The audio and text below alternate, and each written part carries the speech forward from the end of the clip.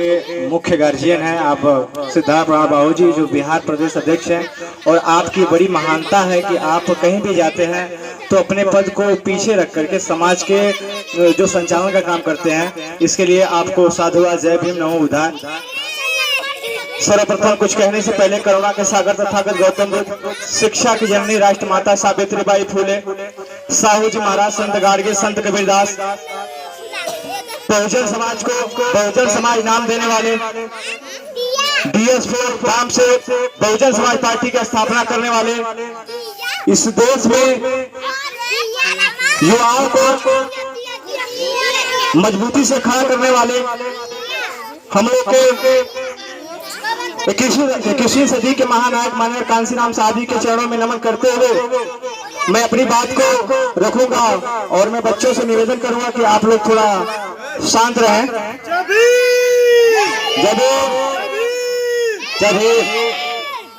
साथियों, मेरा नाम उमेश भारती है। मैं युवा मोर्चा संघ का जिला अध्यक्ष हूँ। ग्राम सभा हमारा बहादुरपुर लोकवा शहीद गांव के बगल में पड़ेगा। मैं समाज में जब से मुझे होश हुआ कि मुझे समाज में सामाजिक कार्य को करना चाहिए, हमारे लोगों ने इस समाज की कार्य करने के लिए अपने अपने बलिदानी दे दी। और मैं नमन करना चाहता हूँ इस धरती के सपूत मराठूराम जी को, जिन्होंने अपनी जान की आहुति दे करके इस बहुजन समाज के मूवमेंट को आगे बढ़ाए थे। साथियों, हम लोगों को समझ में आया हमें भी जरूरत नहीं थी समाज में चलने की, लेकिन हम लोगों ने इस देश में तमाम बहुजन समाज में हो रहे अत्याचार अन्याय को देखते हुए हम लोगों ने यह सोचा कि अगर किसी अदर जिलों में अगर अत्याचार अन्याय हो रहा है तो हमारे जिले में क्यों नहीं होगा। इस बात को लेकर के भीम आर्मी पूरे देश के अंदर काम कर रही है। और चंदौली जिले के अंदर एक चीज बता दें हम आप लोगों को कि हम लोग पूरी मजबूती से काम करते हैं। हम लोग ये चाहते हैं कि जैसे लक्ष्मी शास्त्री जी, जैसे मराठूराम, जैसे राम अवतार पासवान जी की टीम चलती थी, उससे बेहतर टीम करके चलाएंगे और इस चंदौली जिले के लोगों को आजाद कराएंगे। इसके लिए चाहे हमें अपनी जान देनी पड़ेगी, उससे परवाह नहीं है हमें। साथियों, हमारा मुख्य उद्देश्य है कि मैं समाज में हो रहे शोषण अत्याचार के खिलाफ लड़ूं। और हम लोगों ने कई मुहिमें चलाई जो समाज के हित में काम आया।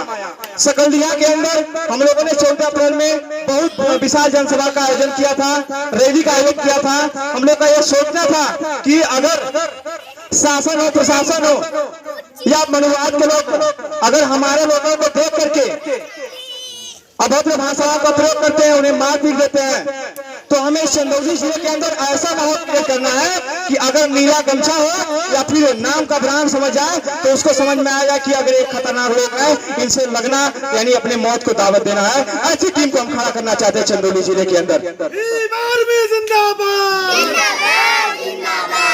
साथियों, हमारे लोगों ने मान्यवर कांशीराम साहब की बात करें, हमारे लोगों ने बहुत मेहनत किया। इस देश में 4-4 बार सरकारें बनाई और परिवारों में बहुत ज्यादा काम हुआ।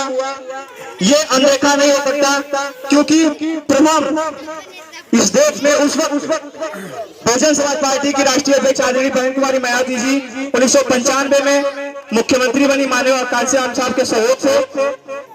और यह दिखा दिया गया कि महिलाएं कभी भी किसी से कम नहीं है।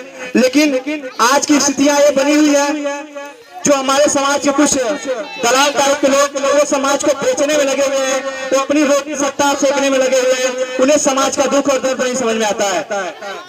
यह जान लीजिए कि हम लोग आपके सुख और दुख में आप एक बार फोन कर देंगे, आपको मैं बता दूं कि 100 नंबर से पहले ये भीम आर्मी आपके मदद करने के लिए तत्पर रहेगी और रहती भी है।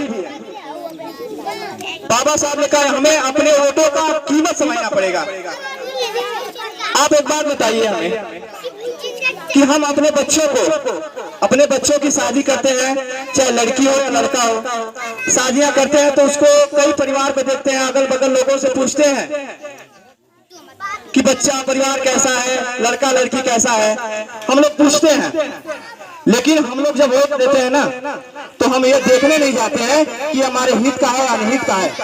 अगर हमारे साथ हमारे सिंबल से अगर हमारा दुश्मन भी खड़ा हो जाता है तो हम उसको समर्थन करके उसको जिता लेते हैं, और जीतने के बाद वो हमारे समाज का शोषण करने आ जाता है। ऐसे लोगों को भी हमें सावधान रहना पड़ेगा। माननीय कांसी राम साहब की बातों को फॉलो करना पड़ेगा, बाबा साहब अम्बेडकर की बातों को फॉलो करना पड़ेगा। बाबा साहब अम्बेडकर ने जब संविधान बनाया, संविधान के अंदर हमें सबसे मजबूत चीज अगर कुछ दिया, सबसे बड़ा अधिकार कुछ दिया तो मतदान का अधिकार दिया, क्योंकि वो सीएम पीएम बनेंगे। माननीय कांसीराम साहब ने कहा था कि वोट करेंगे सीएम पीएम और आरक्षण से एसपीडीएम, यह उनका नारा था और इस बात को हमारे देश में फॉलो भी हुआ। साथियों, एक बार की बात है जब बाबा साहब अम्बेडकर संविधान बना करके जा रहे थे, जब मुस्कुराते हुए जा रहे थे, तो कांग्रेस का एक व्यक्ति ने कहा कि बाबा साहब मैंने सदियों में आपको मुस्कुराते नहीं देखा, लेकिन आज ऐसी क्या बात है जो आप मुस्कुरा रहे हैं।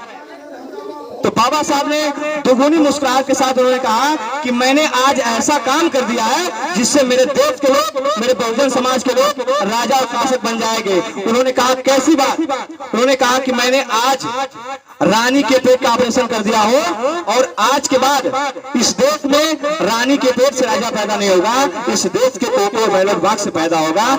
उसने वो बात कही। लेकिन बाबा साहब अम्बेडकर की बात को उस कांग्रेस व्यक्ति ने कहा कि आप बाबा साहब एक बात को भूल रहे हैं। उन्होंने कहा क्या? उन्होंने कहा कि आपके लोग बिकाऊ हैं, आपके लोग शोषित है, वंचित है, हम खरीद लेंगे, अपनी सरकार बना लेंगे, आप कुछ नहीं कर पाएंगे। तो बाबा साहब ने मुस्कुराते हुए कहा कि सच बात आप कह रहे हैं कि हमारे लोग गुलाम है, मजदूर है, मजलूम है, बिक